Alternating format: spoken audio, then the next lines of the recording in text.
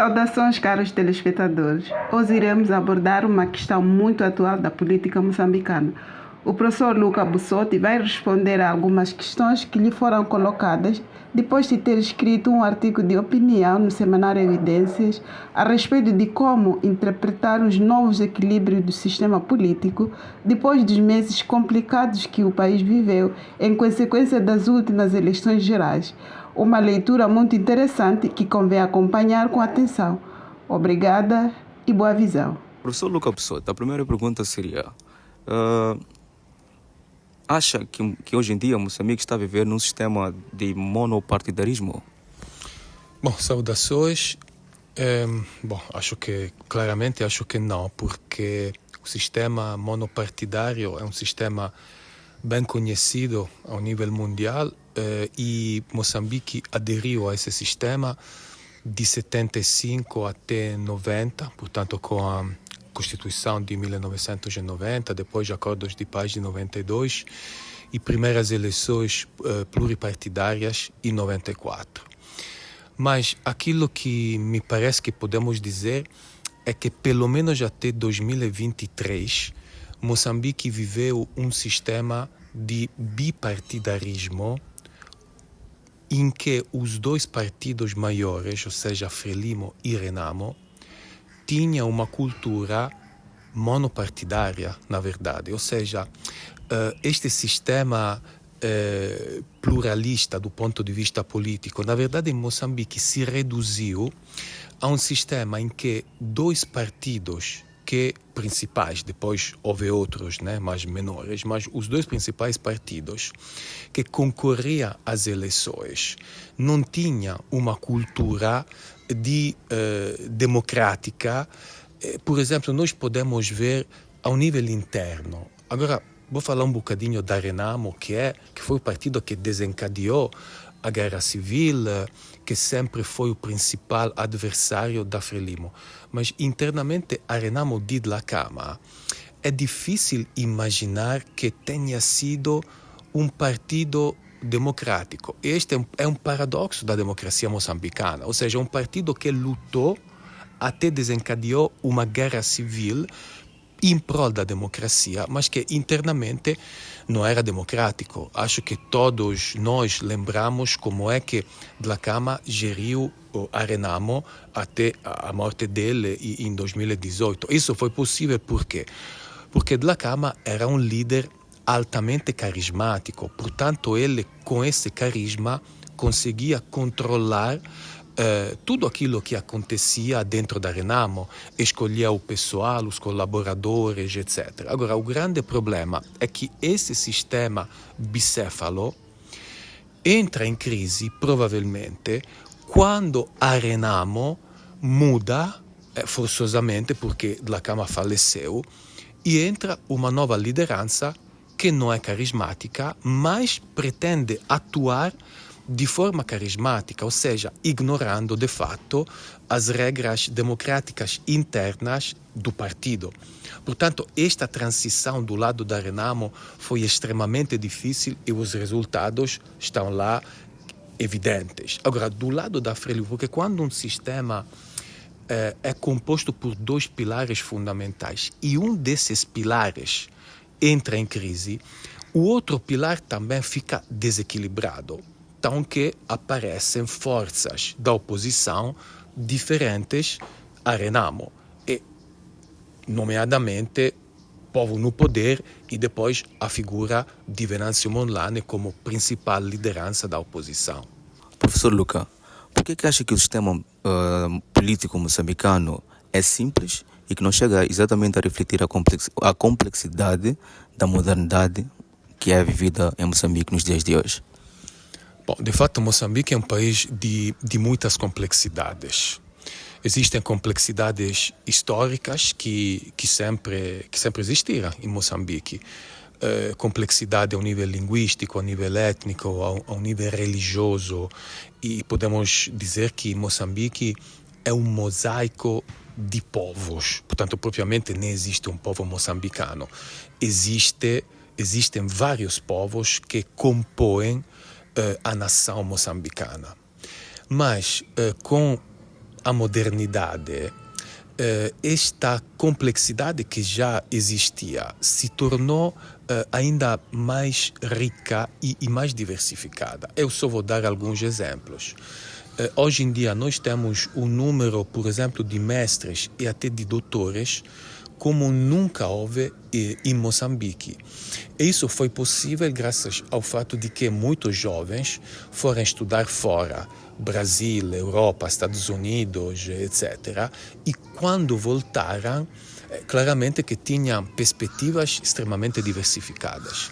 Temos as redes sociais. As redes sociais são muito utilizadas pelos jovens moçambicanos e elas também estão a ter uma forte influência. Os meios de comunicação, mesmo tradicionais, já não temos apenas um canal na televisão ou na rádio, etc. Temos aqui também uma enorme riqueza, basta só pensar as várias rádios comunitárias que temos, para não falar dos canais de YouTube por aí fora.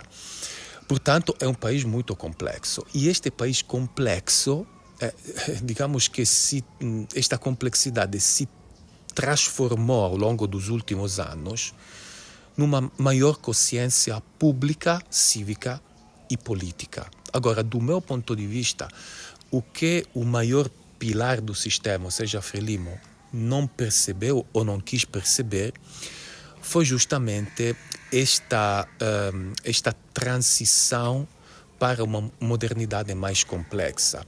Agora, o fato, em termos de sistema político, de que a Renamo até 2023, portanto até ontem, foi o principal adversário da Frelimo, isso desincentivou, por assim dizer, uma melhor qualidade da proposta política, porque a cultura política da Renamo e da Frelimo é muito parecida.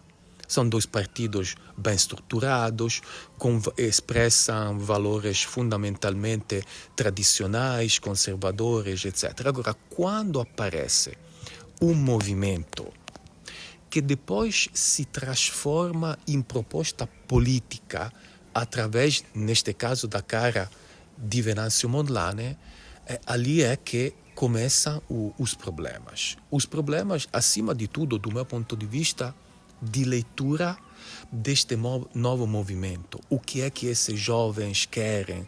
Por que estão a protestar? Por que estão a manifestar? Qual é a sua estrutura?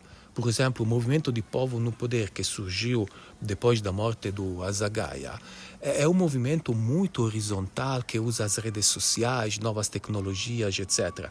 E nem a Frelimo, nem a Renamo, eu acho, perceberam a essência deste movimento. É por isso que depois aconteceu aquilo que aconteceu nas eleições de 2024. Muito bem, professor Luca. Que medidas podiam ser adotadas no sentido de melhorar este cenário? Esse cenário é muito complexo, porque nós temos os donos, entre aspas, do sistema, ou seja, o partido no poder, que claramente quer conservar o poder, como todos os partidos, não é, que estão no poder. Só que como fazer isso, me parece que a Frelimo esteja a ter muitos problemas, porque já não é, digamos, um diálogo ou um confronto com a Renamo, mas é com uma multidão enorme, sem uma liderança, salvo a liderança de Venâncio Mondlane, mas não, é uma liderança assim muito difusa, muito horizontal.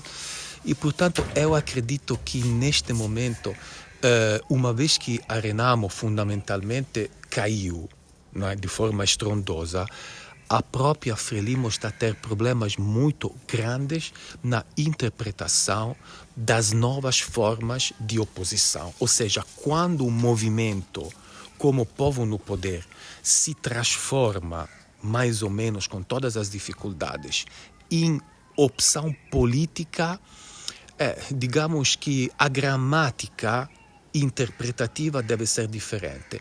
E me parece de poder dizer que a Frelimo não tenha ainda aprendido esta gramática, esta nova leitura de como lidar com este tipo de oposição, a não ser através de manipulação eleitoral, de repressões, etc.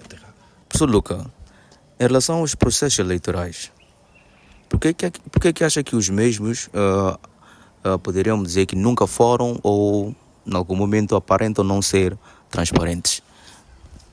Bom, primeiro, as oposições nunca aceitaram os resultados eleitorais, desde as primeiras eleições de 94. Portanto, esse é um dado. E segundo, eu acho que nós temos que encarar este elemento de falta de transparência, principalmente nas últimas eleições. O próprio Conselho Constitucional, no seu relatório, escreveu de forma clara que as eleições não foram transparentes, salvo validá-las. Mas eu acho que nós temos que encarar esta questão, que é uma questão básica da democracia, dentro do funcionamento do sistema e dentro dos instrumentos adotados, não apenas, digamos, pela Frelimo, mas no fim da história, salvo talvez as eleições de 1999, no fim da história, digamos que a própria Renamo e a comunidade internacional fundamentalmente aceitaram, embora protestando, os resultados eleitorais. Agora, em 2023 com as autárquicas e ainda mais em 2024, quando Venâncio Mondlane ficou fora da Renamo, ali o problema ficou cada vez mais grave. E ficou cada vez mais grave porque, mais uma vez, o pessoal de Povo no Poder, que portanto apoiou Venâncio Mondlane, tinha instrumentos, mesmo tecnológicos, que a Renamo nunca teve. E, portanto, chegou a demonstrar um nível de manipulação eleitoral. Agora, nós hoje estamos, digamos, numa fase nova, que é uma fase de diálogo, pelo menos aparentemente. Temos esta comissão do diálogo inclusivo, daqui a pouco vão se formar as várias comissões técnicas, etc. Portanto, a expectativa é que este trabalho consiga chegar pelo menos a 2 resultados. O primeiro é fazer com que haja leis e regulamentos eleitorais que permitam ao partido e ao candidato que ganhar as eleições de assumir o poder. Seja ele Frelimo, Renamo, Venâncio Mondlane, isso não interessa. Mas este é um elemento básico de qualquer democracia. E segundo, uma reforma do Estado, portanto das instituições do Estado, quer do ponto de vista de limitação dos poderes do Presidente da República, que atualmente são enormes, mas também do ponto de vista de uma maior descentralização, maior poder, por exemplo, aos municípios, às províncias, etc. É um trabalho extremamente complexo, mas, na minha opinião, é a única via que nós temos neste momento para não repetirmos o cenário muito sombrio que se viveu em Moçambique depois das eleições de 2024, nas próximas de 2028 e 2029. A este propósito, eu queria lembrar que aquilo que está a acontecer nesses dias, ou seja, as acusações que estão sendo feitas ao Venâncio Mondlane, do meu ponto de vista, metem em sério risco todo esse elemento de diálogo inclusivo que foi feito por parte do Presidente da República, do próprio Venâncio Mondlane, graças à mediação do grupo liderado pelo filósofo Severino Ngüenya. Eu penso que esta aceleração de acusações contra o Venâncio Mondlane é uma medida errada por parte da justiça moçambicana, e também acredito que a forma de solucionar esta fase muito complicada da vida política do país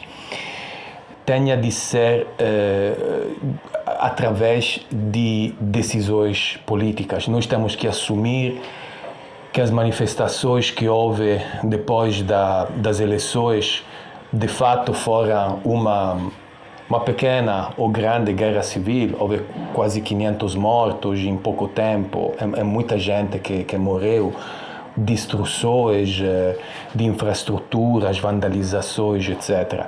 Portanto, se nós assumirmos isso, ou seja, que de fato foi um conflito civil, temos que arranjar instrumentos, como foi feito nos Acordos de Roma, em 92, para que os protagonistas, portanto, deste conflito,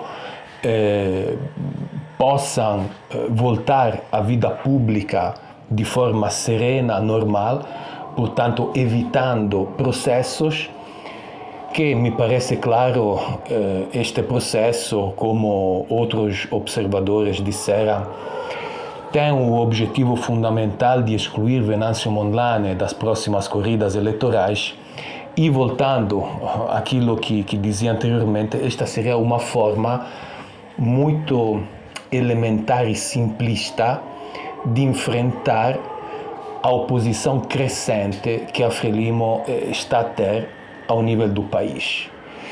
Portanto, eu acredito sinceramente que o diálogo inclusivo continue com muita força e que haja uma decisão política a partir do Presidente da República para evitar que este processo contra Venâncio Mondlane proceda da forma como parece que vai proceder se continuarmos com esse tipo de perspectiva e de solução, que é uma solução que deixa de fora o diálogo e a política e manda para frente, pelo menos aparentemente, instituições de justiça que, como sabemos em Moçambique, não têm muita autonomia com relação ao poder executivo. Muito obrigado e saudações aos nossos telespectadores.